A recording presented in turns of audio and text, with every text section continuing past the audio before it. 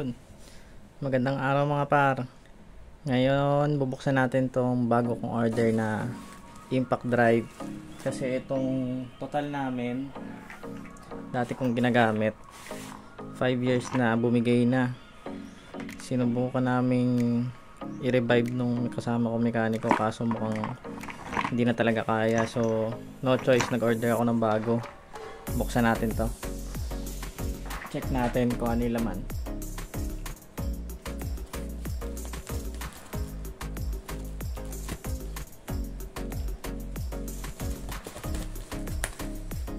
Yung gamit ko dati total, parang masyado na siyang mahal ngayon, kaya sabi ng mga tropa okay naman daw yung Inco. Susubukan natin to, tignan natin kung matibay.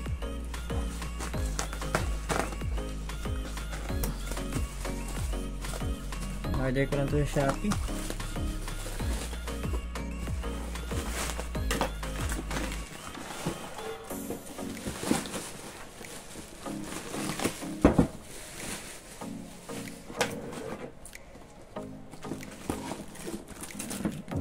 Hard case pala siya.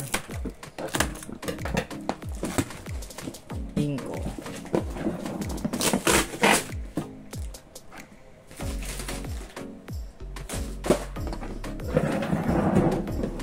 So ganyan siya pag nabili mo, sama siyang case. Tapos buksan natin. Yan, ganda. Kasama siyang manual, tapos dalawang battery,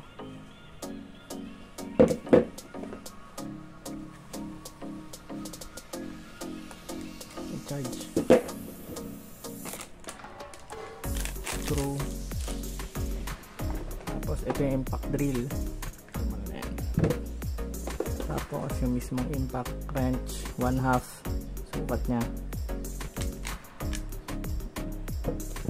tapos charger,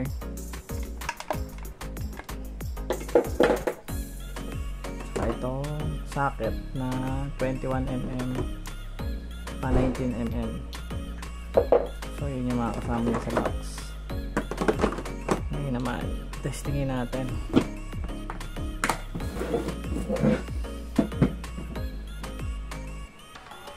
Ito Inco, ang model nito 2038. Yan, kita ba? Model niya ay CIWLI 2038, 300mm Newton meter, 20 volts, 2000 to 3300 RPM. So brushless na siya. Sa brushless, ang pagkakaiba nila sa brush type, sa pag brushless, less friction sa motor, kaya mas higher torque siya kaysa dun sa mga brush type tulad nito. Ito brush type to eh. Pero local lang to, mga China na fake na makita. Yan. Inco. Testing natin kung gumagana.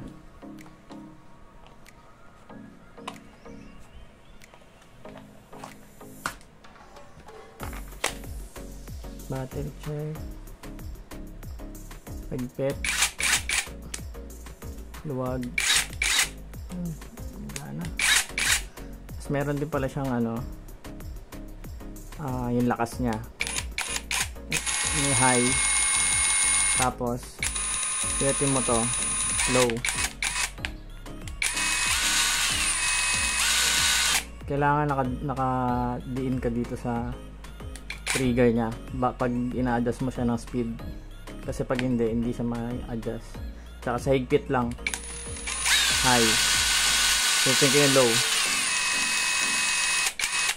Test natin yung isang battery.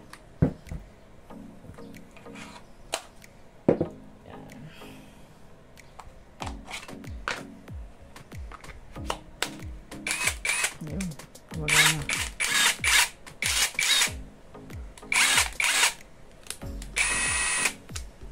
Okay, goods. Ito naman, try natin. Impact drill.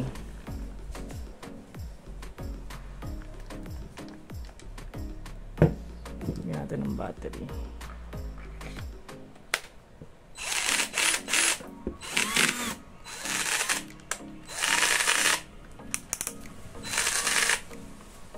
May problema siya. Ayun. Lagyan natin ng bala.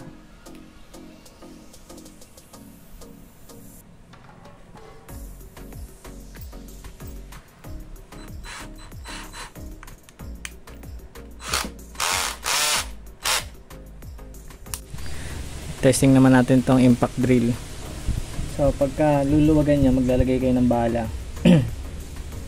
Pindutin nyo to clockwise. Lalaki yung butas niya sa loob para mapasok niyo yung mga bala. Tapos pag hihigpitan nyo, pindutin nyo naman nyo to counterclockwise. Tapos hawakan nyo tong block. Ayan, lalabas siya, lilit yung dulo. Tapos hawakan nyo to. Ayan. Ayun, mas malakas yung 2. Yung 1. Okay. Testing natin.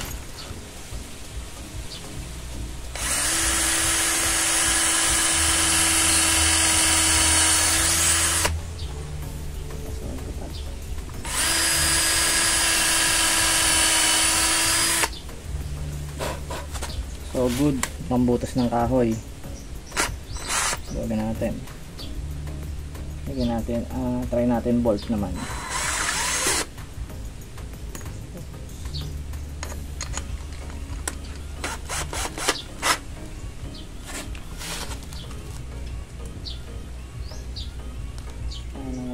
Ayan. Easy. Sakto to pag may mga ginagawa kayo sa bahay. Hindi na ako mahirapan mag-screw. Testing naman natin sa semento kung kaya. Dito tayo magbutas. Makita tayo ni mama, sabihin binubutas natin yung bahay. Testing natin. Wala siyang hammer. So sa tingin ko hindi natin siya mababaon.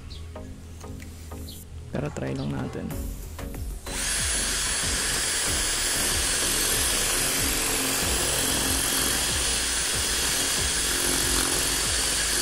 Ay, lumulubog. Ano, medyo mahirap lang. Yan. Nabutas niya rin.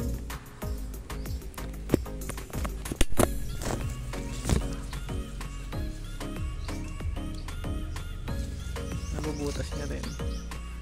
Wala nga lang siyang, lalo na siguro kung may hammer siya. So na-try na natin siya sa kahoy, okay siya. Sa semento, medyo okay din. Ito ngayon naman, try natin last sa bakal naman. Ito yung nakita kong pwede natin butasin eh. Dito. Try natin kung kaya niyang butasin.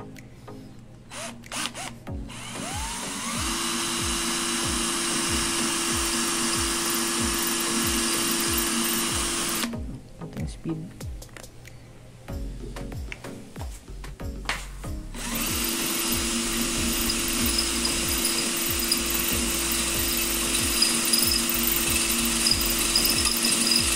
Hindi ko alam kung mapurol yung bala o talagang mabagal lang siya, pero nabubutas niya. Yan, nararamdaman ko malapit na.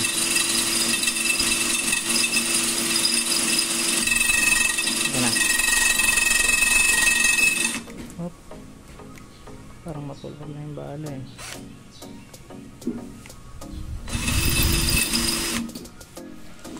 Naalala ko, display nga pala to ng motor.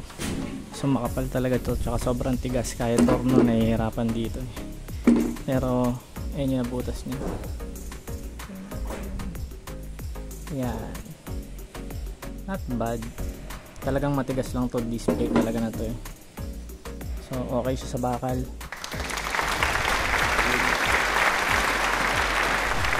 Ngayon testing naman natin tong Inco Impact sa sakyan. Testing natin kung kaya niya, pero kung hindi, okay lang kasi purpose talaga namin dito para sa motor lang, ginagamit namin sa shop. Pero try lang natin, baka sakaling kaya niya. Tara.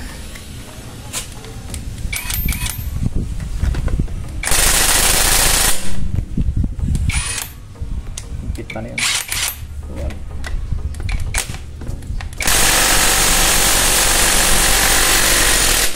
Uy, natanggal niya. Lakas, ha. Balik natin.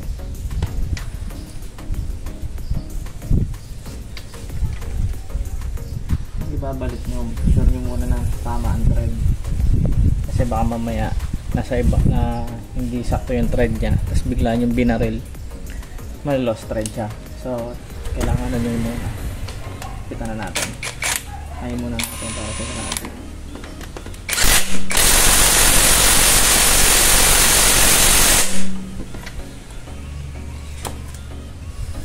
So yun, success. Pwede pala sa sasakyan, kaya niya, mga mags. So pero depende pa rin sa mga kung gaano kahigpit yung sa mags. Pero ito ang naghigpit nito, kami rin, halos maputok to yung itlog ko dito nung pinihigpitan ko eh. So sigurado ako masikip to, kaya okay, good sa sasakyan. So, all in all, itong impact drive okay, lakas, kaya niya pati mags ng sasakyan. Tapos itong impact drill, tinesting natin siya sa kahoy, okay, sa simento okay din, sa bakal okay din. So yun, all in all goods lahat, battery, charger okay lahat. So may recommend ko na rin to sa iba. Thank you guys for watching.